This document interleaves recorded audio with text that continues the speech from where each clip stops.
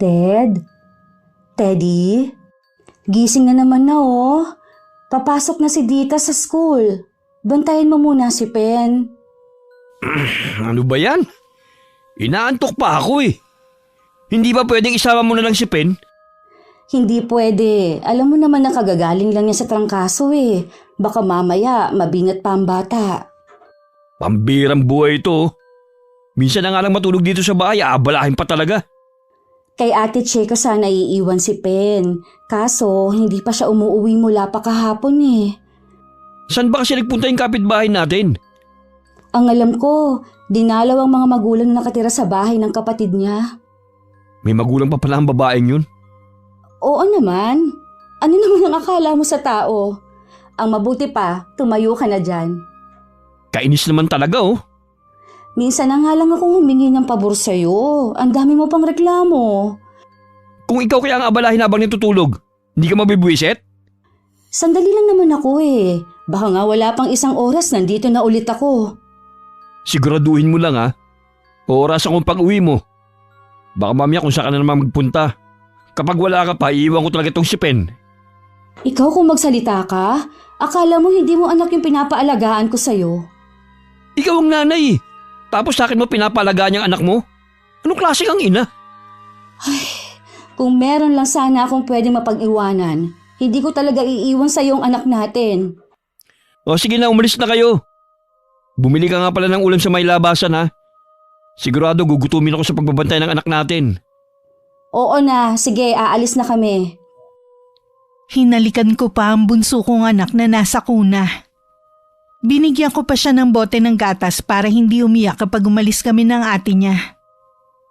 Nang sulyapan ko si Teddy, nanonood siya ng TV habang nagyoyosi. Naiiling na lang ako na kinuha ko na ang bag ng panganay namin. Bago tuluyang lumabas ng bahay, nagbilin muli ako sa kanya. Naiiritang tiningnan niya lang ako.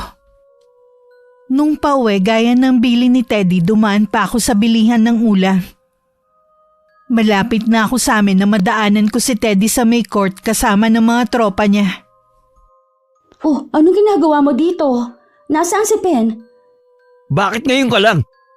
Kanina pa kita hinihintay ah. Nasaan sabi si Pen? Saan mo siya iniwan? Huwag mo nga akong taasan ng boses ha. Pinapaya mo ako ah. Wala akong pakialam. Saan mo iniwan si Pen? Sa bahay ba? Oo, iniwan ko sa bahay naglalaro. Ha? Ano? Nagawa mong iwan ng 2 taong gulang na anak natin na nag-iisa sa bahay? Nasisiraan ka na ba ng bait? Pilar!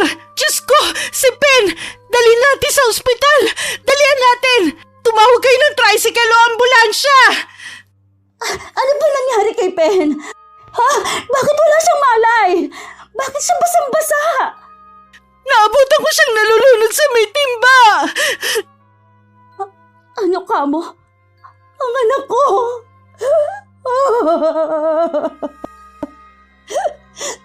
Bakit wala pa rin tricycle? Ayan na ang tricycle! Bilisan na natin sumakay! Kailangan natin agad madala sa ospital ang anak mo! Walang tigil ang pag-iyak ko habang lulan kami ng tricycle. Panay din ang kausap ko kay Pen na lumaban. Pakiramdam ko yun ang pinakamabagal na sandali sa buhay ko. Naririnig ko ring sinasabihan ni Ate Cheche ang driver na bilisan ng patakbo. Pagdating naman sa ospital, agad kaming inasikaso ng doktor at nurse na nakatalaga sa ER. Panay pa rin ang iyak ko habang palakad-lakad ako sa hallway. Bakit ang tagal lumabas ng doktor? Hindi pa naman natatagalan na ipinasok si Pen sa ER. Sigurado namang ginagawa ng doktor lahat ng paraan para mailigtas ang anak mo. Hindi ko mapapatawad ang sarili ko kapag may masamang nangyari sa anak ko. Walang dapat sasihin kundi ako. Saan ka ba kasi nagpunta? Ba't iniwan mo ang anak mong mag-isa sa bahay? Alam mo namang napakalikot na ni Pen eh. Hindi ba nga? Unang araw ng pasok ni Dita sa eskwelahan, kaya hinatid ko muna.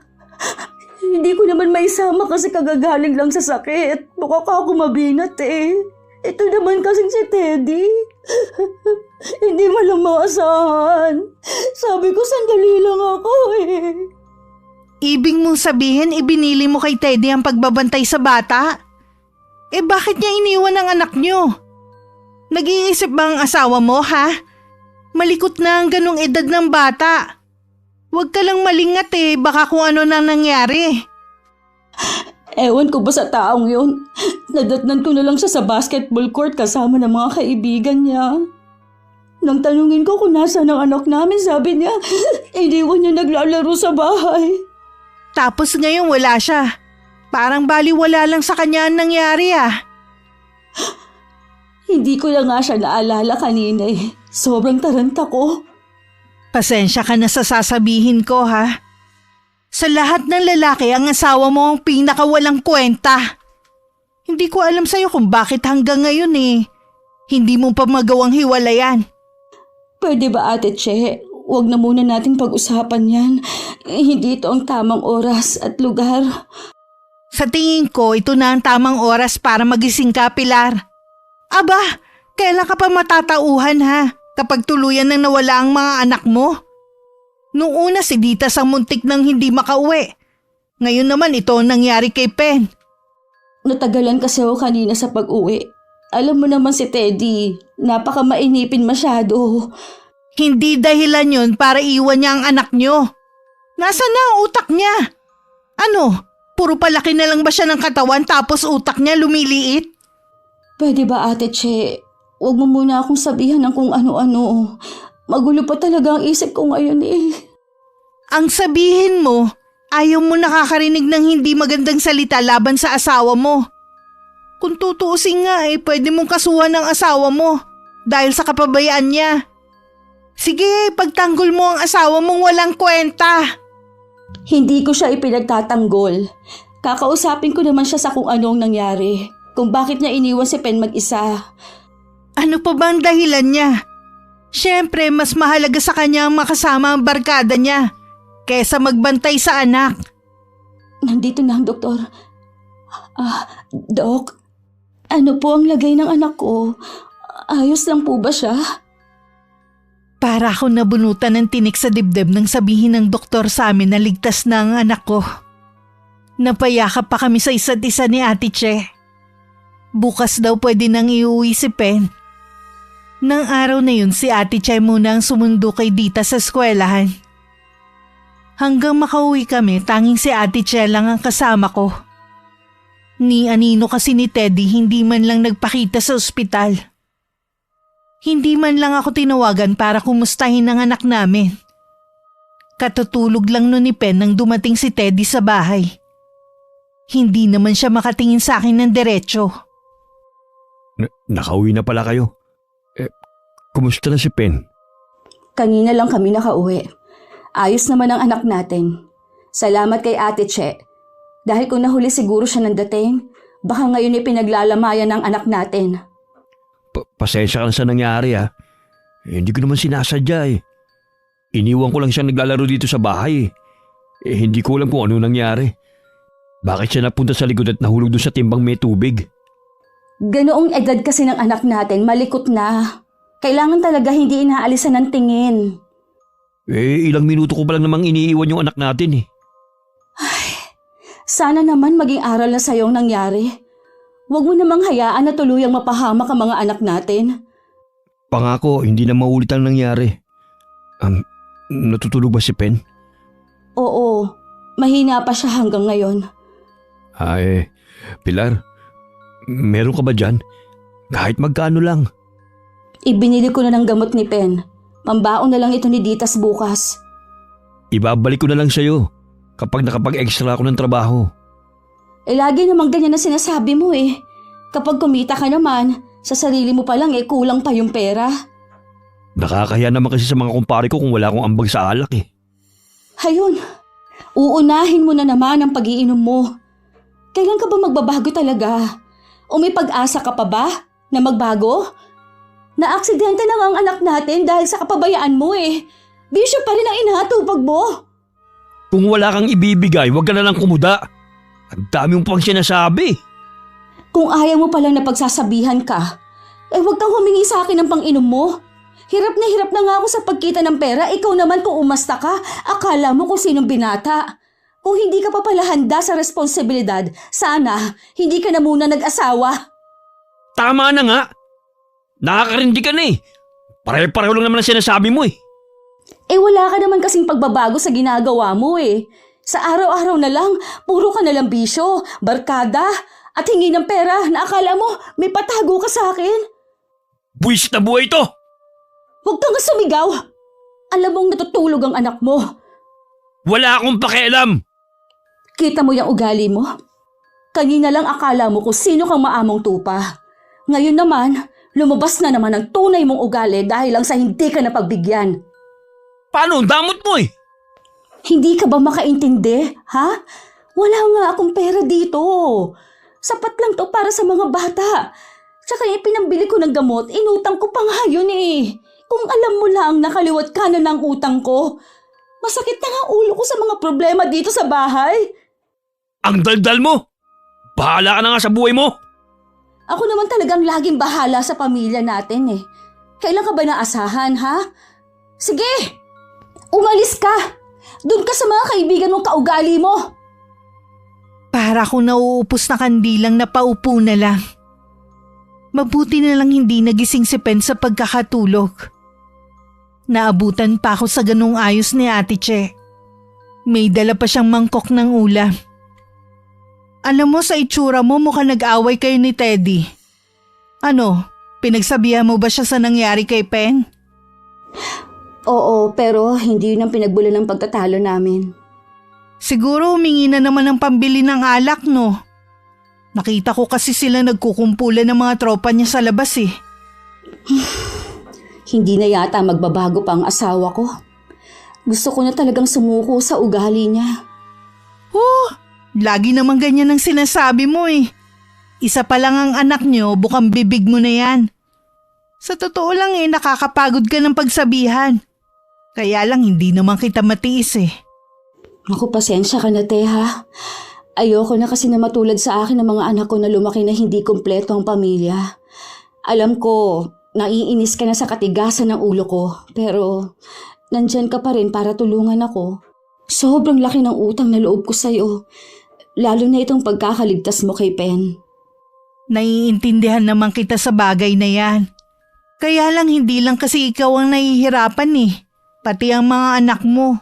Kapag nakalakihan kaya nilang ganyan ang tatay nila, sa tingin mo kaya magkakaroon sila ng amor sa kanya? Masasayang lang ang ginagawa mo na manatiling kumpleto ang pamilya mo. Kung tutusin kaya mo namang buhayin ng mga anak mo. Naguguluhan talaga ako, Te. Pero pag-iisipan ko ang mga sinabi mo. Ang mabuti pa kumain ka na muna. May dala kong ulam para sa inyo ng mga bata. Nasaan nga pala si Ditas? Nasa kapitbahay, nakikinood ng TV. Iyahatid na lang daw mamaya ni Aling Salve. Kumain na rin naman yun kanina kaya kapag hinatid siya mamaya, matutulog na lang. Isa pa yung TV nyo. Imbis na merong napapanooran si Ditas ibinenta ng asawa mo para may pang-inom. Hindi man lang niya naisip na mahirap magpundar ng gamit lalo't mag-isa ka lang naghahanap buhay. Isa pa nga yan sa inaalala ko dahil sa malimit kong pag-absent sa trabaho. Ito, natanggal na ako. Ay, baka bumalik na naman ako sa paglalako ng merienda. Ang mahalaga, nakakaraos kayong mag-iina. Kung wala rin akong ginagawa, pwedeng mong iwan sa akin si Pen. Sa totoo lang, Ate Che, nahihiya na ako sa'yo. Pero ganun na nga ang gagawin ko para makapagtrabaho ako. Sino pa bang magtutulungan? Kundi tayo-tayo lang din magkakapit bahay. Balang araw, makakabawi din ako sa'yo. Ang dami ko ng utang sa'yo Huwag mo munang isipin ng pagbawi. Hindi naman ako naghihintay ng kapalit sa mga nagawa ko sa inyo Maiba nga pala ako. Di ba may mga kapatid ka at buhay pa naman ang tatay mo? Bakit hindi ka sa kanila humingi ng tulong? Nahihiya din kasi akong kumontak sa kanila Noon kasi, tutol sila kay Teddy. Dahil alam daw nila na hindi ako mapapabuti sa kanya. Ayoko naman na lumapit sa kanila at sabihan ako na matigas ang ulo. Ilang beses na nila akong sinabihan noon eh. Kung ako sa'yo, wag mo nang pairali ng pride. Kailangan mo ang tulong nila. Isipin mo na lang ang mga anak mo. Ay, siguro nga ate, tama ka. Kapag gumaling si Pen, dadalawin ko ang itay at ang mga kapatid ko. Yan ang pinakamaganda ko narinig na sinabi mo ngayong araw. Wala lang talaga akong pagpipilian. O paano? Maiwan na kita ha. Bukas na lang tayo magkwentuhan. Kinabukasan kahit hindi pa dapat ilabas ng bahay si Pen, napilitan na rin akong isama siya sa paghahatid sa kanyang kapatid sa eskwelahan. Pag-uwi naman namataan ko si Teddy na may kausap na babae. Sa unang tingin masasabing may relasyon ng dalawa. Nagpupuyos ang kalooban na susugurin ko na sana silang dalawa nang may humila sa akin palayo sa lugar na yon. Ate Che! Bakit mo ba ako pinigilan? Nilalandi ng ibang babae ang asawa ko! Alam ko, hindi naman ako bulag eh. Kaya kita pinigilan dahil alam ko na ikaw na naman ang agrabyado kung sakali. Anong gusto mo gawin ko? Panoorin lang ang paglalampungan nila. Para ka namang bago ng bago dyan sa asawa mo eh. Ilang beses na ba siya ng babae ha? Ikaw lang naman tong martir eh. Bakit ba napakamalas kong tao? Hindi na ako maubos-ubusan ng problema. Walang taong malas. Minsan kasi ang mga nangyayari sa atin, bunga ng mga maling desisyon natin sa buhay. Oo na! Puro mali na lang ang desisyon ko sa buhay. Aminado naman ako eh. Ang mabuti pa umuwi na muna tayo sa bahay ko. Doon tayo mag-usap. Akin na muna si Pen.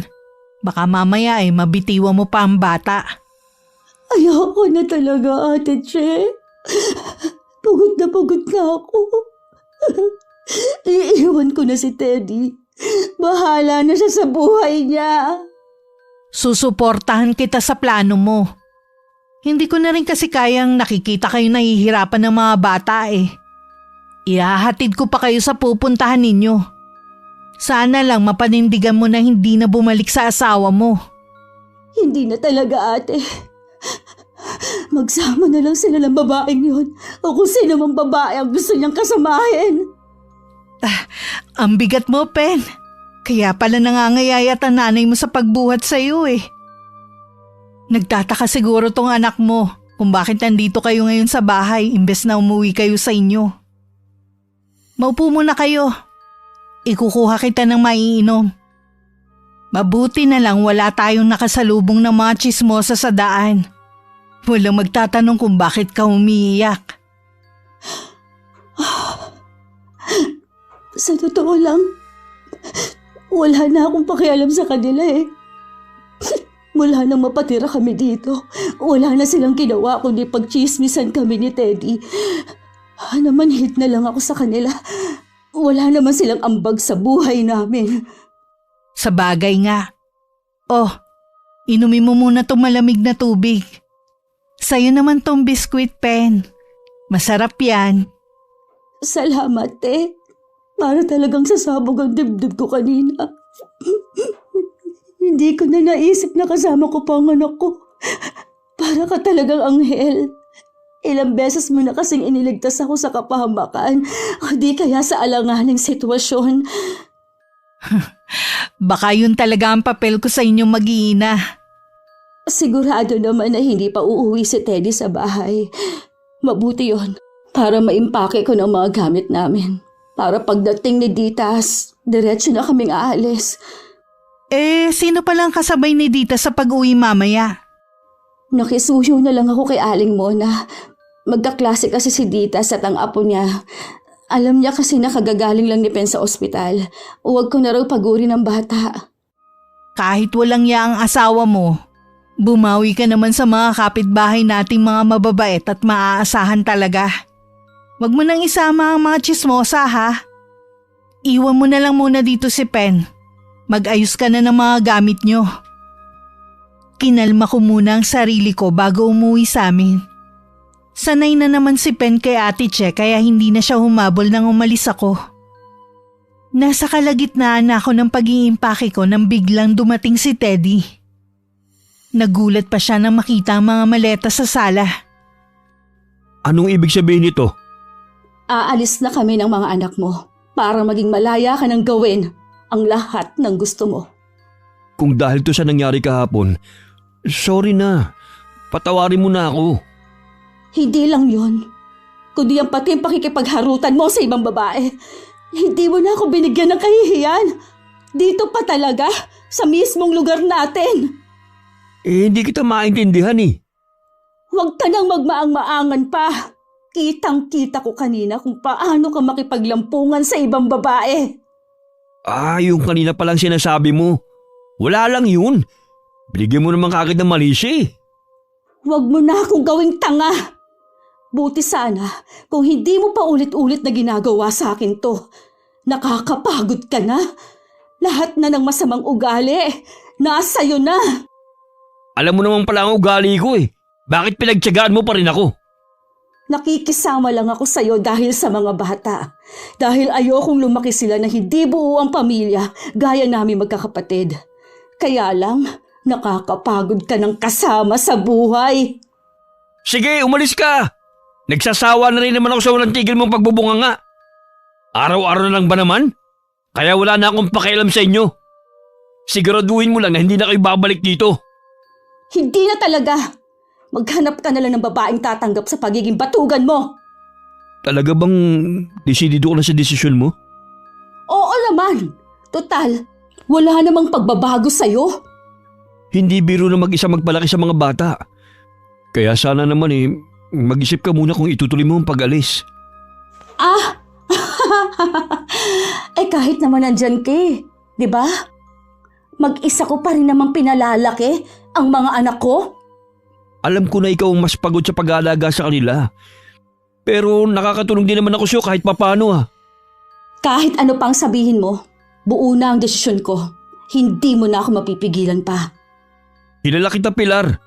Magpapakapagod ka lang sa pag-aaral sa balutan. Tapos babalik ka rin naman dito. Itaga mo pa sa bato.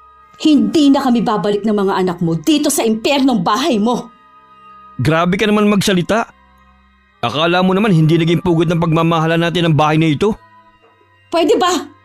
Iwan mo na lang ako. Inaabala mo ko Itinuloy ko na lang ang ginagawa kong paglalagay ng huling mga damit sa bag.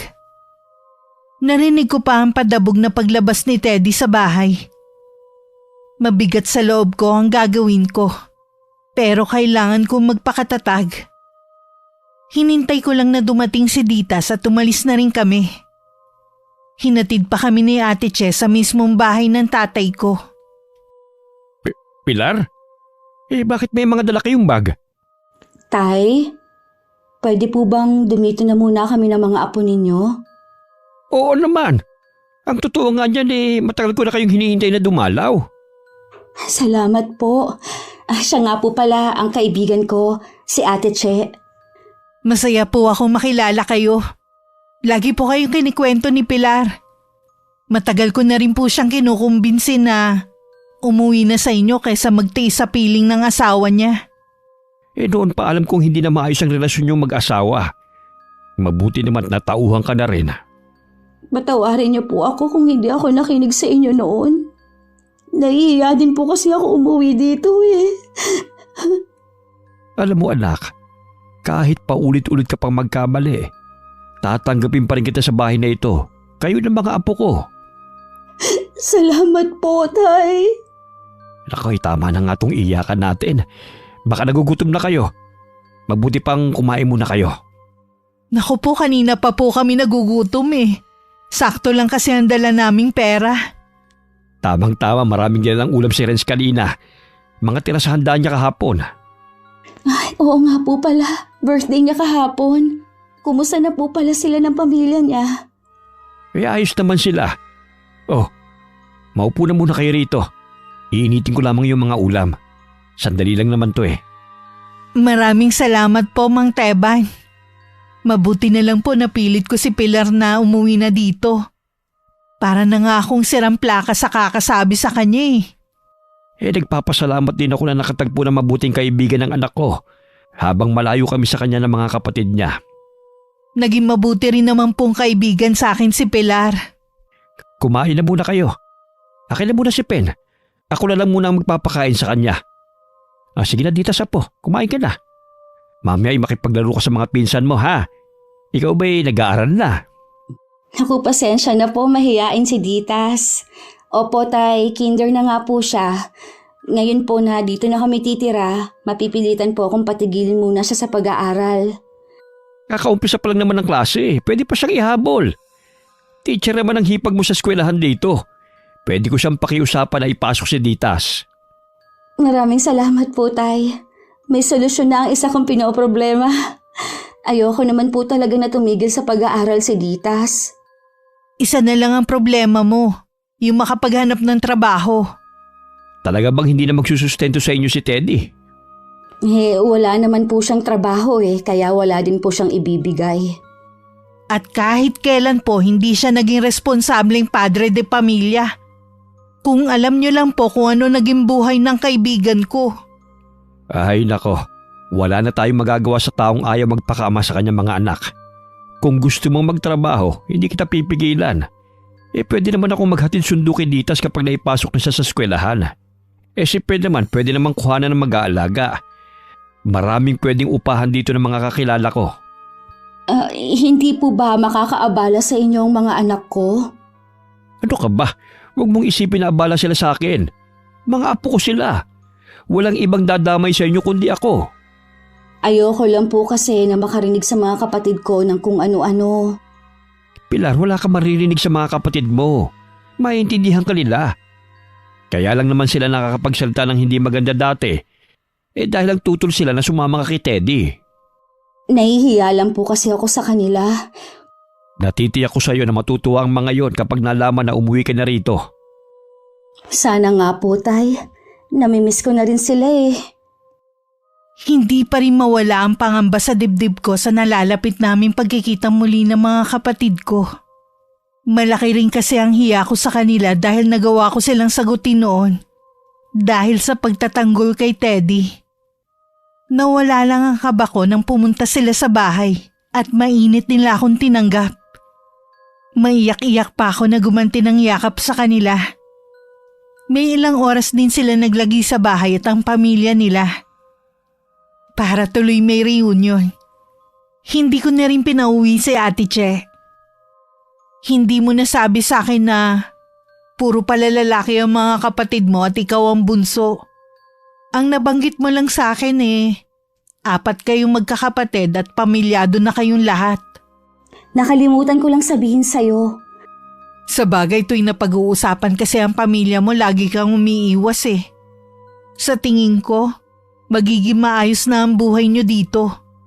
Sana naman huwag ka nang bumalik sa asawa mo. Asawa ko pa rin si Teddy. Kung sakali man na gusto niyang makita ang mga anak niya, may karapatan pa rin siya. Malabo yung sinasabi mo na gusto pa rin niyang makita ang mga anak niya. Kita mo nga walang pakialam sa mga bata. Ilang beses na muntik mapahamak ang mga anak niyo nang dahil sa kanya. Hindi man lang nakitaan ng pagsisisi. Magagalit ka siguro kung sasabihin ko na umaasa pa rin ako na mabubuo ang pamilya namin balang araw. Baka nga may takwil na kita bilang kaibigan. Sana naman huwag kang maging makasarili. Isipin mo ang kapakanan ng mga anak mo. Walang buting maidudulot sa inyo ang pakikisama kay Teddy. Kahit mahirap sa pagkakataong ito, pakikinggan ko ang payo mo. Makikinig rin ako kay tatay. Siya nga pala. Ilang taon na nga ang tatay mo? Ha? 64 na. Bakit mo naman naitanong? Nagulat lang ako na bata pa siyang tingnan. Nung magkakatabi nga sila ng mga kuya mo para lang silang magkakapatid. Siguro kasi nga hindi putiin ang buhok ng itay. Tsaka lagi kasi siyang masayahin Kahit nung iwan kami ng inay noon, hindi mo mahalata sa kanya na may mabigat siyang problema. Sa tingin mo nakalimutan na niya ang nanay mo? Hindi ko alam. Matagal na kasing hindi pinag-uusapan ng inay sa bahay na ito eh. Isa lang ang masasabi ko, buong panahon ng itay, inilaanan niya sa amin habang nagsisipaglaki kami. Swerte naman ninyong magkakapatid sa tatay niyo. Swerte talaga kami, kaya hindi ko maiwasan na makonsensya sa mga ginawa ko noon. Pwede ka naman bumawi sa kanya eh. Para mapatunayan mong nagsisisi ka na sa pagsuway mo sa kanya. Ay, ganun talaga ang gagawin ko. Kinabukasan umuwi na rin si Ate Che. Humingi pa siya ng permiso sa akin at kay Itay na kung pwede siyang dumalaw sa amin. Natuwa naman ako dahil kahit malayo kami sa kanya, mag-aabala pa rin siyang puntahan kami.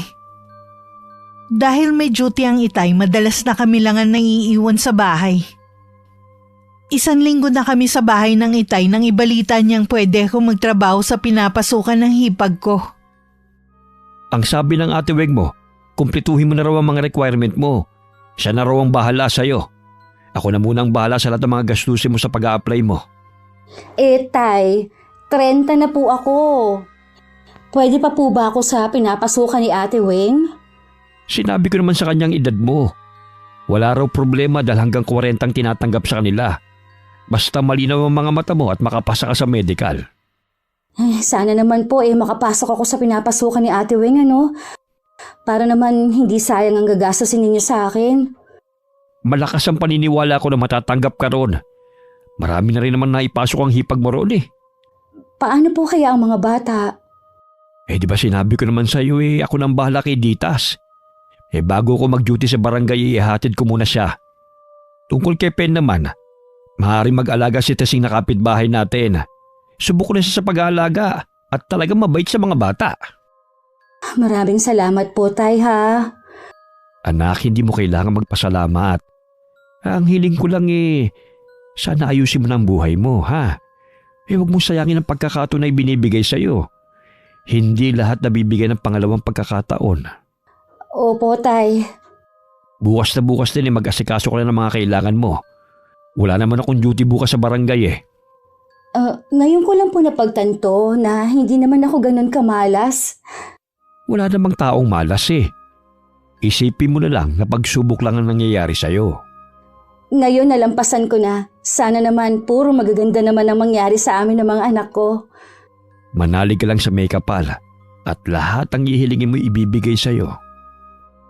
Naging mabilis ang pangyayari sa buhay naming mag-iina.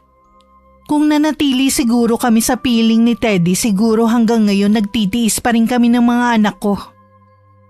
Kahit simple lang ang buhay ng Itay, naibibigay naman niya ang pangangailangan namin. Habang abala ko ng mga oras na yon ay magkausap sina Ate Che at Teddy. Huwag mo nga ako matawag-tawag na ate. Nako, kapag nakatalikod naman ako kung ano-anong bansag mo sa akin. Biro lang naman yun Nakikiusap naman ako sa'yo. Sabihin mo na kung saan mo hinatid yung mag-iina ko. Bakit ba ang kulit mo ha? Tigilan mo na sila. Nasa maayos na ang kalagayan nila ngayon. Huwag mo na silang guluhin pa. Gusto ko lang namang makita yung mag-iina ko Para ano? Hindi ka namang magbabago Kung talagang mahalaga sila sa'yo, nung kasama mo pa sana sila, pinahalagahan mo na. Ganun yata Kung kailan wala na sila sa piling ko, saka ko lang napagtanto na mahalaga sila sa akin. Tulungan mo naman ako, Ate Che.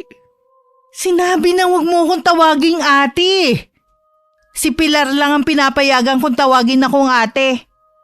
O sige na, Che. Tulungan mo na akong makita ang pamilya ko. Sa tingin mo kaya makakapunta ka sa bahay ng tatay niya? Ibig mong sabihin, doon siya dumiretso nung umalis sa bahay namin? Saan ba sa akala mo pupunta siya ha? Akala mo ba tinatago ko sila dito sa bahay ko? Mula na magsama kami ni Pilar, hindi na siya nagpakita sa pamilya niya. Galit kasi sila sa amin Sa pagkakaalam ko ha, sa'yo lang galit ang pamilya ni Pilar. Hindi na ako nagtataka pa kung bakit. Gumawa ka naman ng paraan kung paano kami magkikita. Ikaw lang makakatulong sa akin Huwag mo nga akong mautos-utusan ha. Tsaka okay na ang buhay na mag-iina nang mawala ka sa kanila. Wala na rin panahon pa makipagkita sa'yo si Pilar. Busy na yung tao. Ano bang pinagkakaabalahan ni Pilar ngayon? Maganda na ang trabaho ni Pilar ngayon. Kayang-kaya na niyang buhayin ng mga anak ninyo na walang tulong mula sa'yo. Os, talaga? Ganun ka ba di siya nakakuha ng trabaho? Dito nga hirap siya eh. Kaya nga paglalako lang naging hanap buhay niya. Paano kasi pabigat ka sa buhay niya? Imbis na swertehin siya, minamala siya dahil sa'yo. Hindi ko talaga gusto ang tabas ng dila mo. Hindi ko nga alam kung paano kayo naging magkaibigan ng asawa ko eh. Alam mo, siguro ikaw nagsulsul kay Pilar na umuwi sa kanila, no? Nagising na lang si Pilar. Napagtanto niya sa sarili niya, natatanda na lang siya sa piling mo pero hindi ka pa rin magbabago. Iniisip din niya ang kinabukasan ng mga anak niya. Papasok na ako sa loob kung wala ka ng kailangan. Inaabala mo ko sa ginagawa ko eh. Teka lang. Kainis namang babae yun. Hindi ako papayag na miserable ang buhay ko samantalang maayos ang kay Pilar. Kailangan makagawa ko ng paraan para makipagbalikan siya sa akin. 3 buwan na ako sa pinapasukan kong trabaho. Masasabi kong naging mabuti sa amin ng Panginoon. Dahil binigyan niya ako ng pagkakataon na maayos ang buhay naming mag-iina. Muli rin kaming dinalaw ni Ate Che. Ayoko mang mag-usisa tungkol kay Teddy pero dahil namimiss ko na rin siya, nagtanong na rin ako. Bakit kailangan mo pang itanong ang asawa mo? Huwag mong sabihing namimiss mo siya. Oo naman, kahit papaano meron naman kami pinagsamahan ng tao at siya pa rin ang ama ng mga anak ko. Hindi ko alam kung totoo ba ang pinapakita niya. Pero mukhang nagbago siya kahit papaano. Paano nagbago? Hindi na kasi siya nakikipagbarkada ngayon. Meron na rin siyang trabaho. Totoo ba yan? Hindi nga rin ako makapaniwala eh. Pero ako mismo nakakita ng pagbabago niya. Pero sa ngayon inoobserbahan ko pa kung totoo nga ang pagbabago niyang yun.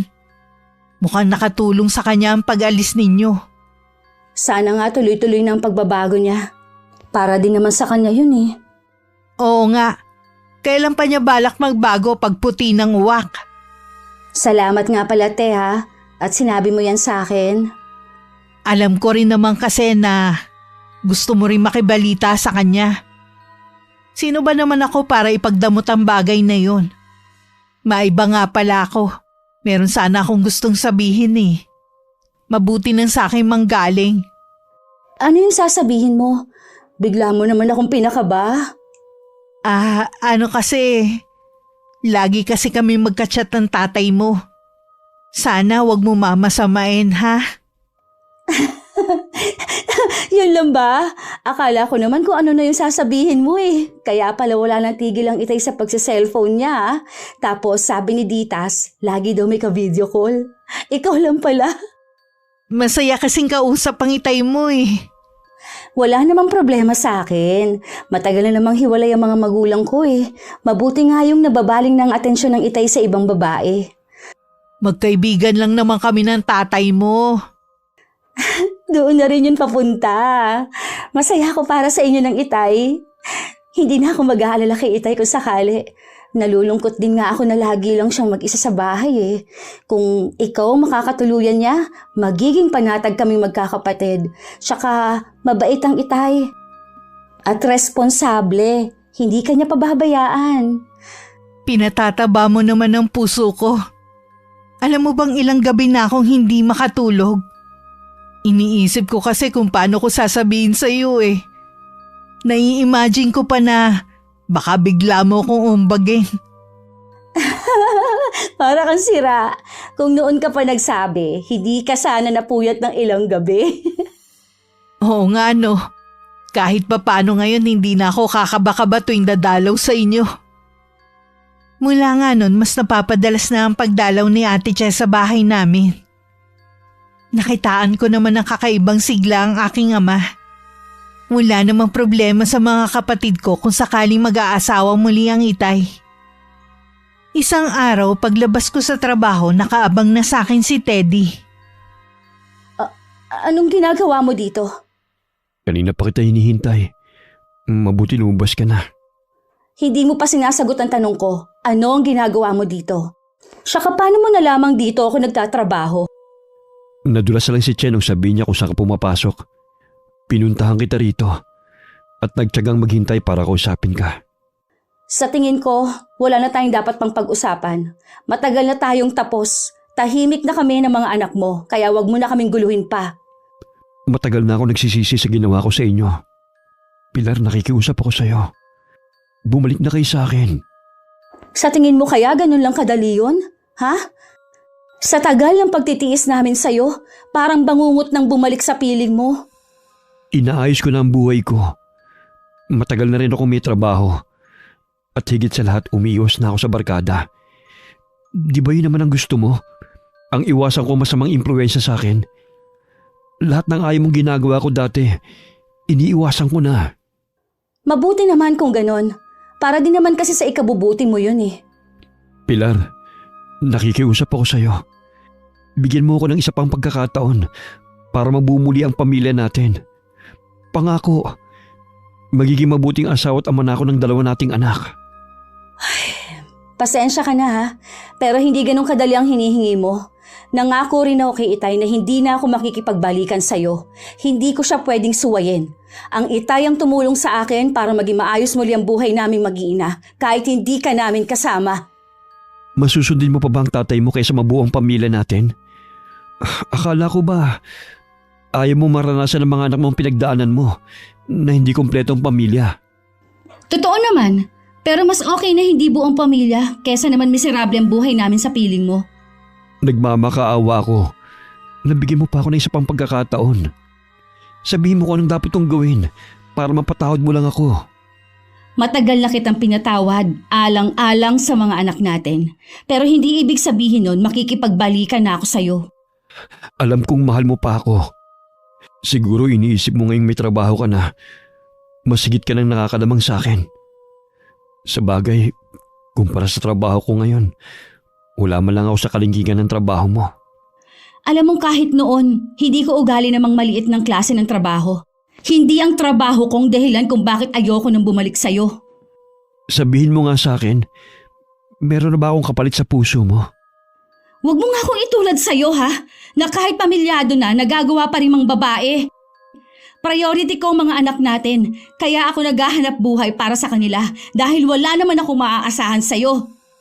Pasensya ka na, Pilar. Hindi ko lang maiwasan na magselos eh. Lalo't hindi ko naman alam ang ginagawa mo. Nagtatrabaho ako. Yan ang itanim mo sa isip mo. Kailangan ko na umuwi. Hinihintay na kasi ako ng mga anak natin eh. Nangako ako sa kanila na kapag maaga ako makakauwi, ipapasyal ko naman sila. Pilar, hindi ako susuko sa panunuyo sa'yo. Desidido ako mabuo muli ang pamilya natin. Hindi ako makapaniwalang tototohanin ni Teddy ang mga sinabi niya. Kilala ko siya na puro salita lang at kulang sa gawa. Kaya nang makita ko siya nag-aabang na naman sa akin sa labas ng pinapasukan ko, nagulat talaga ako. Ano na naman ang ginagawa mo dito? Sabi ko naman sa'yo hindi ako susuko hanggat hindi kayo bumabalik sa akin ng mga bata. Pabayaan mo na kami ng mga anak natin. Hindi na kami babalik sa'yo. Kahit araw-araw ka pang tumambay dito sa labas ng pinapasukan ko. Bakit ba napakatigas na ng puso mo sa akin? Hindi ko tuloy maiwasan na baka nga meron ka nang ipinalit sa akin.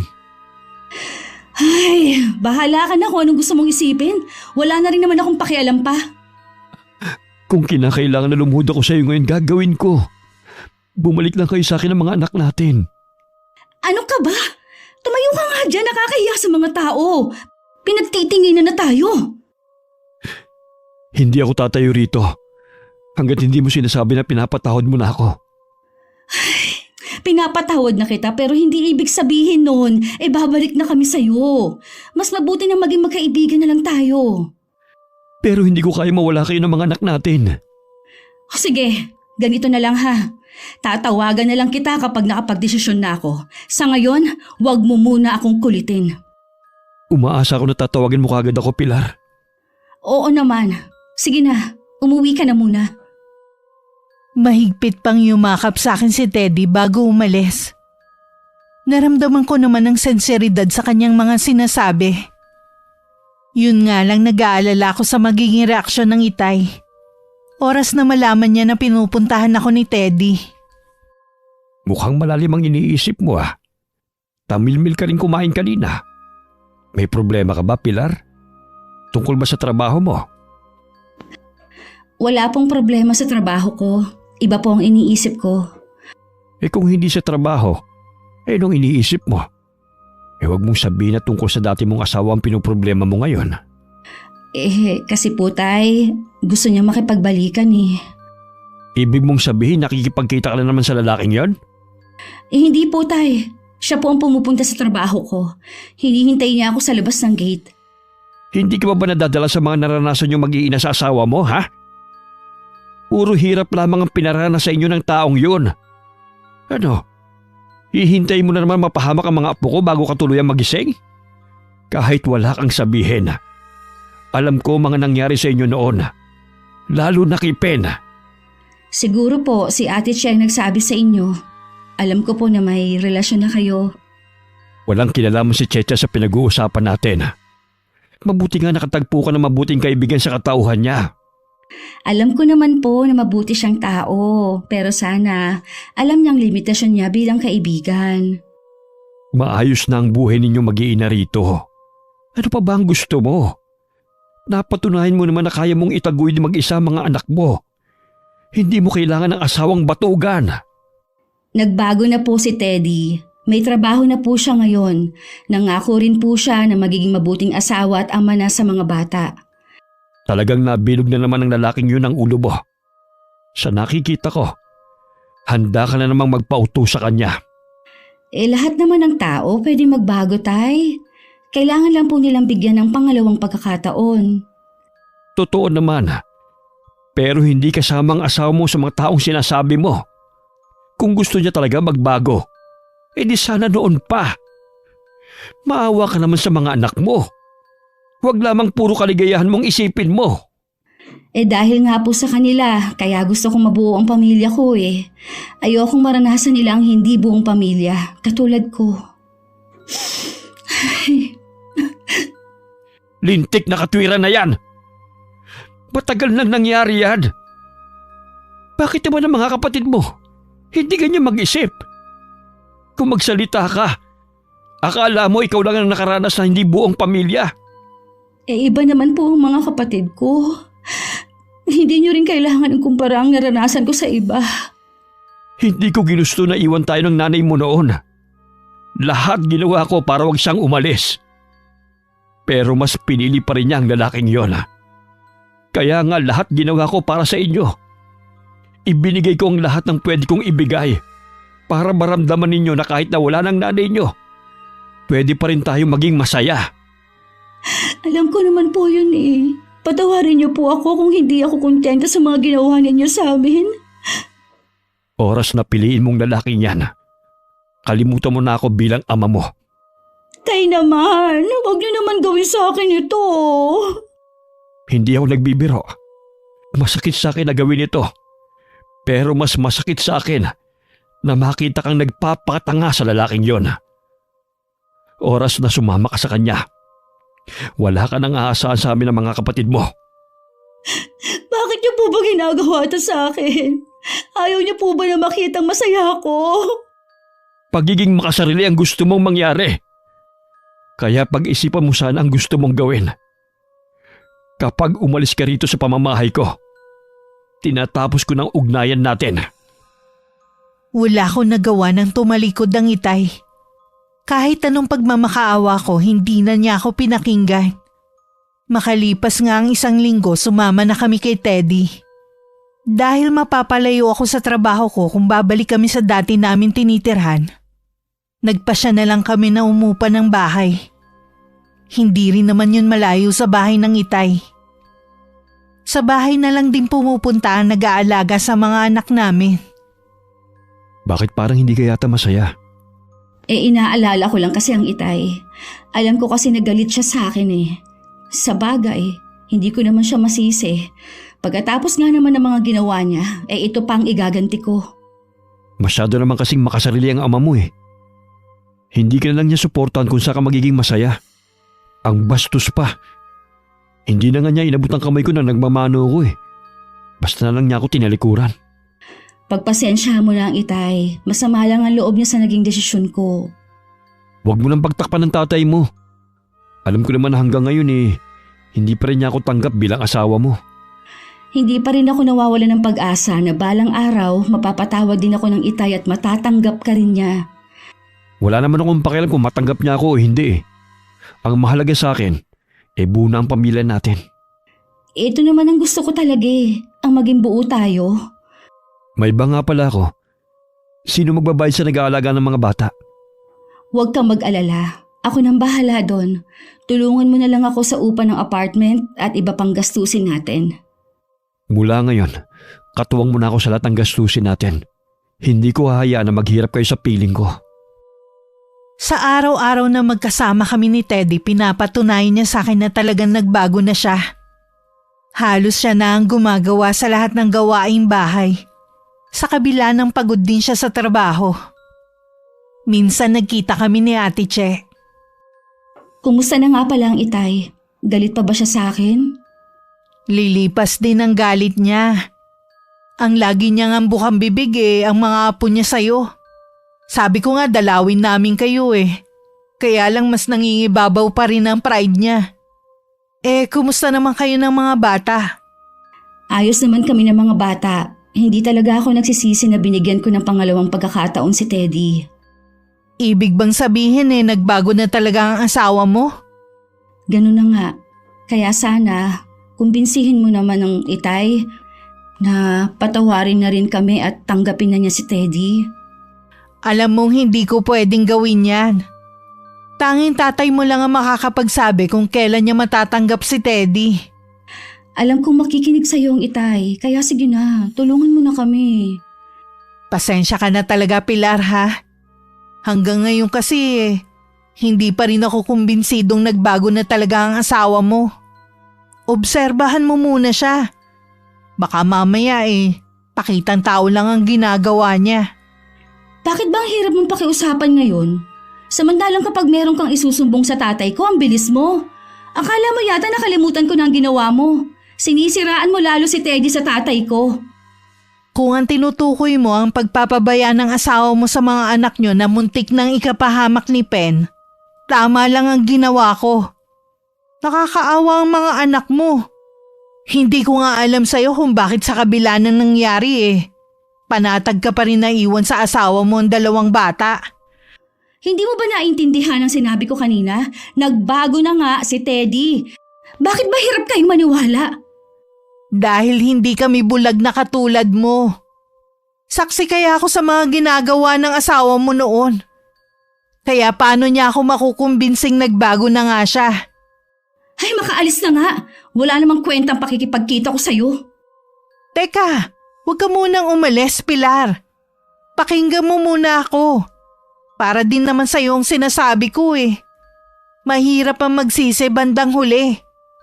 Salamat na lang sa pagmamalasakit mo, pero hindi ko na kailangan yon. Naniniwala ako na nagbago na si Teddy. Wala na akong pakialam pa sa kung anong opinyon nyo sa pagsasama namin. Ang mahalaga sa akin, buo ang pamilya ko. Wala naman taong ayaw ng buong pamilya Sa akin lang naman, huwag ka na ulit magpapaloko sa asawa mo. Baka dumating ang panahon na wala nang tutulong sa'yo dahil sa katigasan ng ulo mo. Sana naman matuto ka makinig sa amin. Sa tingin ko tama ang asawa ko May lihim kang inggit sa akin. Palibhasa kasi nga, hindi mo pa nararanasan na magkaroon ka ng pamilya. Ganyan ba ang tingin mo sa akin pagkatapos ng lahat ng mga ginawa ko? Huwag ka mag-alala. Ito na ang huling pagkakataon na mangingialam ako sa'yo. Sa kabila ng mga masasakit mong sinabi sa akin, hangad ko pa rin ang kaligayahan mo. Malungkot na umalis si Ate Che. Naiwan naman akong parang gusto kong pagsisihan ng mga binitiwang kong salita sa kanya. Umuwi na lang ako ng bahay. Nadatnan kong may luto ng pagkain at malinis na rin ang bahay. Dahil sa nakita ko, agad na nabura ang mga alalahanin ko. Nagluto na talaga ako dahil alam ko maaga kang uuwi. Gusto mo bang ipagtimpla kita ng kape? Wag na. Nagmerienda kasi ako kanina eh. Ang mga bata nga pala. Nanonood ng TV si Dita sa kwarto. Si Pen naman kanina patulog. Gusto mo bang masahihin kita? Mukhang pagod ka eh. Gusto ko sana kaso baka malate ka sa trabaho mo. Ay, may sasabihin sana ako sa'yo eh. Wala na akong trabaho eh. Ha? Bakit naman? Akala ko ba maayos ang trabaho mo? Yun din ang akala ko eh. Kanina tumawag ang katrabaho ko. Kasama raw ko sa natanggal. Pero huwag ka mag-alala. Kinuusap ko na yung isang kaibigan ko. Tatawagin raw niya ako kapag may bakante sa kanila. Pansamantala ako na lang muna ang bahala sa bahay at sa mga bata. Mas maigi pa nga siguro na ikaw na lang ang bahala sa mga bata para makatipid ako sa pagbabayad sa nag-aalaga. Salamat ha. Hindi ka nagalit nang malaman mo na wala na akong trabaho. Bakit naman ako magagalit? Hindi mo naman kasalanan kung nawalan ka ng trabaho. Tsaka, maghahanap ka naman ng trabaho, di ba? Oo naman. Pwede bang pabayaan na lang kita sa mga bayarin sa bahay? O ano, maghahain na ba ako? Sige, tatawagin ko lang si Ditas para sabay-sabay na tayong kumain. Nang mga sumunod na linggo, hindi pa rin nakakahanap ng trabaho si Teddy. Tingin ko hindi naman talaga siya nagpupursige na maghanap. Unti-unti na rin bumabalik ang dati niyang ugali. Hanggang nagtalo kami dahil nadatnan kong si Ditas lang ang nagpapatahan sa kapatid niya habang siya prenteng nagse-cellphone sa sofa. Hindi mo ba naririnig na umiiyak ang anak mo? Nakakabulahong na sa kapitbahay. Malayo pa lang naririnig ko na ang iyak. Pinababantayan ko siya kay Ditas. Ito kasing anak mo hindi maasahan eh. Bakit kasi kailangan mong iasa sa anak natin? Anong malay niya sa pagpapatahan ng kapatid? Napapagod din ako dito sa bahay. Hindi naman ako yaya ng mga yan para lagi mong asahan sa pag-aalaga. Sino naman ang gusto mong magbantay, ha? Kayo lang naman na nandito sa bahay eh. Tsaka, huwag ka magreklamo na napapagod ka. Mas pagod ako sa pagtatrabaho. Ano? Susumbutan mo na naman ako dahil wala akong trabaho, ha? Ang yabang mo. Porke maganda ang trabaho mo. Mas bagay naman sa'yo maging tendera kaysa sa trabaho mo ngayon. Huwag mo nang ipaalala ang pagiging tindera ko nung araw dahil wala na akong balak-balikan ng dati kong buhay. Ang yabang mo na talaga ngayon. Hoy, kahit anong gawin mong ayos sa sarili mo, mukha ka pa rin tendera. Losa nga pa rin sa paningin ko. Hayop ka? Hindi ka pa rin pala nagbabago. Tama nga sila. Bakit pa hindi ako nakinig sa kanila? Hanggang ngayon kasi, ang dali mo pa rin mauto. Sinasabihan ka na nila eh. Ayaw mong makinig.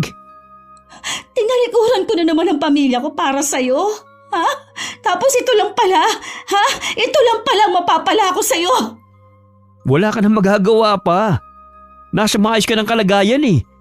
Pinili mo pa rin na maging miserable ang buhay mo. Ang mabuti pa umalis ka na dito. Iwan mo na kami ng mga anak ko. Hindi ako aalis dito. At subukan mo rin magsumbong. Sisiguruhin ko na hindi mo na makikita ang mga anak mo. Kilala mo ko, Pilar. Alam mo kung anong kaya kong gawin. Muling bumalik ang dati kong buhay. Pagod sa trabaho at pag-uwi sa bahay ako pa rin ang gagawa. Gustuhin ko man bumalik sa tatay ko, alam ko na hindi na niya ako tatanggapin. Alam ko kasing masaya na sila ni Ate Che. Nagsasama na kasi sila ngayon. Wala na tuloy akong ginawa kundi ang umiyak dahil sa kapalpakan ko sa buhay. Lingid sa akin, lagi pa rin kaming naaalala ng itay. Gusto mo bang dalawin natin ang mga apo mo? Alam ko namimiss mo na sila. Bakit kailangan pang tayong pumunta sa kanila? Dapat si Pilar ang pumunta rito. Alam mo namang may trabaho ang anak mo. Tsaka, syempre nahihiya yun magpakita sa'yo. Matigas din ang ulo niya katulad ng nanay niya. Ako pa ba na ama niya ang lalapit sa kanya? Puro kasi pride ang pinapairal mo. Hindi mo ba pwedeng isang tabi muna yan alang-alang sa mga apo mo? Mahal ko mga apo ko. Gusto ko sana na dito na lamang sila sa atin. Pero alam ko naman na hindi papayag si Pilar. Gusto ko rin kasi malaman ang tunay nilang kalagayan. Lalo na walang trabaho si Teddy. Akala ko ba may trabahong lalaking yon? Kausap ko kanina yung kapitbahay namin dun sa dati naming tinitirhan. Sabi niya hindi na daw nagtatrabaho ngayon. Ibig sabihin lang nun, si Pilar na lang ang may trabaho. Ginusto niya ang batugan niyang asawa. Nasa maayos na siyang kalagayan. Bumalik na naman siya sa mahirap na buhay. Kahit nagmamatigas ka ng ganyan, alam ko nag-aalala ka pa rin kay Pilar dahil anak mo siya. Kahit matigas ang ulo. Oo naman. Pero gusto kong siyang lumapit sa atin at hindi tayo. Sige na nga, hindi na ako makikipagtalo pa sa'yo. Pero isa sa mga araw na to pupunta ako sa tinutuluyan nila ha. Away-bati na naman kami ni Teddy. Bumalik na rin ang pagiging tamad niya sa bahay. Puro bisyo na naman ang inaatupag niya. Pati mga anak namin napapabayaan na niya. Ilang beses din akong pinatawag ng teacher ni Ditas. Noon ko lang nalaman na hindi na pala pumapasok ang bata. 2 linggo na palang hindi pumapasok ang anak natin. Kung hindi pa ako pinatawag ng teacher niya, hindi ko pa malalaman. Hindi ko nga maaasikaso ang paghahatid sa bata. Kinder pa lang naman yan eh. Pwede namang sa 1 taon na. O di kay papasukin mo na ng diretso sa grade 1. Ano bang pinagkakaabalahan mo? At hindi mo magawang ihatid si Ditas, ha? Kahit kailan talaga, hindi ka maaasahan. Marami nga akong ginagawa dito sa bahay. Katulad ngayon, kailangan kong balikan yung bahay natin. Ang sabihin mo, meron ka na namang babaeng kakatagpuin. Pwede ba tumigil ka na? Naririndi na ako sa iyo eh. Kung gusto mo na hindi umabsent yung anak mo, di ikaw maghatid sundo. Alam mo may trabaho ako. Anong gusto mo, hatiin kong katawan ko? Bahala ka na kung anong gagawin mo. Pero hindi mo na ako maaasahan sa bagay na yan. Saan ka pupunta? Hindi pa tayo tapos mag-usap. Kailangan ko ngang umuwi sa dati nating bahay. Diyan ka na nga. Wala ko nagawa kundi magngit-ngit na lang ang kalooban. Tinanong ko rin si Ditas kung bakit hindi nagsusumbong sa akin. Sinabihan daw siya ng ama na ibibigay sa nangunguha ng bata kapag nagsumbong sa akin. Mabigat man sa dibdib ko, napilitan na rin akong patigilin sa pag-aaral si Ditas. Kailangan ko rin kasing kumayod. Bakit ang bilis mong umuwi? Nakita mo bang mga apo ko? Oo, kasama nila si Teddy na umalis. Hindi ko alam kung saan papunta ang mag-aama. Malamang si Pilar ay pumasok kaya si Teddy nag-aalaga sa mga bata. Nag-aalala ako sa mga bata Sa tingin ko kailangan nating kumbinsihin si Pilar na ibigay na muna sa atin ang mga anak niya. May nangyari ba? Nagtanong-tanong kasi ako sa mga kapitbahay nila doon. Matagal na palang pinatigil ng anak mo sa pag-aaral si Ditas. Madalas din daw nilang naririnig na umiiyak si Pen. Mukhang napapabayaan lang ni Teddy Kwento pa nga ng mga kapitbahay madalas wala ang ama. Madalas din daw ipadlak ang mga bata sa loob ng bahay. Diyos ko po ang mga apo ko. Bakit hinahayaan lang ni Pilar na mangyari yun sa mga bata? Baka hindi rin kasi alam ni Pilar. Kaya kailangan natin siyang kausapin. Napakatigas din kasi ng ulo ng batang yon. Kinaladkad pa niya sa hirap ang mga apo ko. Oras na may masamang nangyari sa mga bata, pareho ko silang hindi mapapatawad. Bukas na bukas din pupuntahan ko si Pilar sa trabaho niya para kausapin. Sana naman makumbinsi mo siya. Kung wala lang akong duty bukas, sasama sana ako Ako rin naman kaya gagawa tayo ng paraan.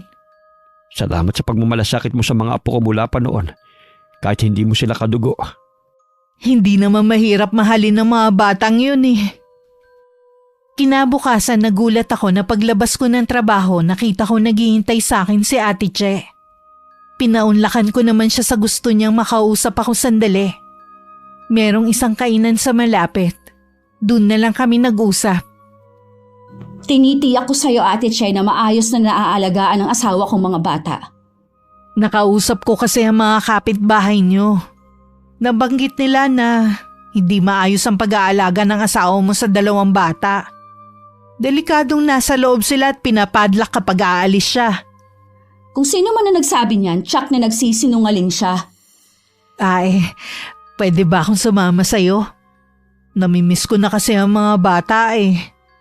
Pwede naman. Kaya lang baka hindi magustuhan ni Teddy kung makikita ka niya. Hindi naman ako magtatagal eh. Meron din kasi kung gustong ibigay sa dalawa. Galing sa lolo Teban nila. Kumusta na nga pala ang itay? Maayos naman ang kalusugan niya. Yun nga lang eh, medyo nalulungkot siya dahil lagi niyang inaalala ang mga apo. Ganon din naman sina Ditas at Pen. Lagi nilang bukang bibig ang lolo nila. Sana naman eh, mapagbigyan mo ang itay mo na minsan makasama niya ang mga apo. Kahit ilang araw lang sa bahay. Hindi kasi ako pwede na ako lang ang magdesisyon sa bagay na yan. Tatanungin ko muna si Teddy kung papayag siya. Sana naman eh, makumbinsi mo siya na pumayag. Mabuti pang umalis na tayo. Tsak na hinihintay na ako ng mga anak ko. Habang pauwi sa bahay, may kabang bumundol sa akin. Pagkababa sa jeep, mabilis na ako naglakad na pinagtaka ni Ate Che. Malayo palang kita na namin na nagkakagulong mga tao habang natataranta sa pag-apula sa apoy. Parang may pakpakama pa ako na mabilis na nakalapit. Pero hinarangan kami na makalapit sa bahay na nasusunog. Bahay namin yan! Nasaan ang mga anak ko? Ditas! Pen! Mga anak ko! Diyos ko! Sana naman wala sa loob ang mga bata! Bilisan niyo ang pag-apula. Bakit ba nasunog ang bahay namin? Ha? Pilar, bakit nasusunog ang bahay natin? Saan ka ba nagpunta, ha? Ikaw dapat na tinatanong ko kung bakit nasusunog ang bahay natin. Teddy! Nasaan sila Ditas at Pen? Nasaan ang mga anak natin? Nasaan sila? Ha? Hindi ko sila kasama. Anong hindi mo sila kasama? Nasaan sila? Nasaan ang mga anak ko? Sumagot ka! Diyos ko! Huwag mo sabihing iniwan mo sila sa loob ng bahay! Sa di kalayuan narinig namin ang sigaw ng bumbero na nakuha na ang 2 bangkay ng bata. Ang mga sumunod na pangyayari ay hindi ko na namalayan dahil nagdilim na ang paningin ko. 1 buwan na ang nakakalipas mula nang maganap ang trahedyang yun sa buhay ko. Hanggang ng mga sandaling yun, sinisisi ko pa rin ang sarili ko sa nangyari. Gusto niyo raw po ako makausap, Tay? 1 buwan na rin mula nang mamatay ang mga apo ko. May trabaho ko pa naman na babalikan. Kaya mo na naman ang sarili mo. Kaya makakaalis ka na sa bahay na ito. Mula ngayon, ikaw nang bahala sa buhay mo. Alam ko po na galit kayo sa akin. Patawarin niyo po ako.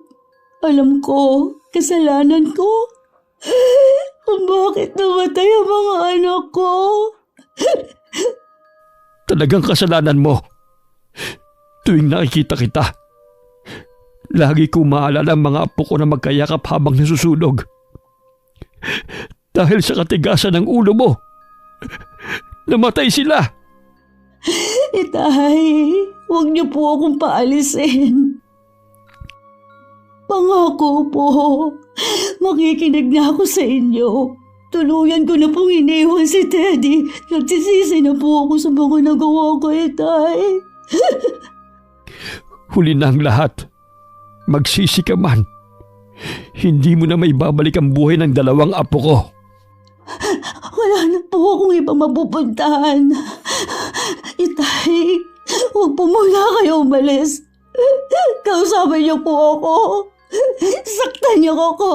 Saktan niyo po ako kung gusto niyo, Itay. Itay. Hayaan muna natin mapag-isa ang tatay mo.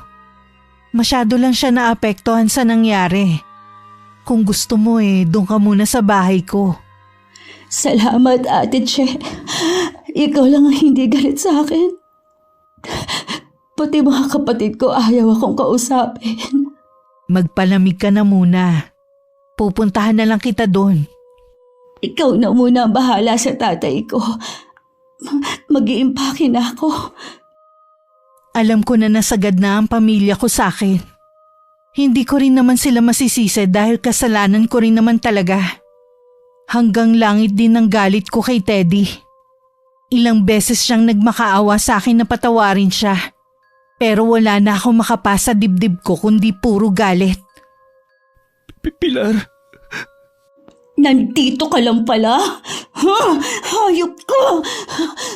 Dapat ikaw ang namatay sa sunog, hindi ang mga anak natin! kahit ilang beses akong humingi ng tawad, alam kong walang kapatawaran ng kapabayaan ko. Masakit din sa akin ang mangyari sa mga anak natin. Sana ako na lang nasunog at hindi sila.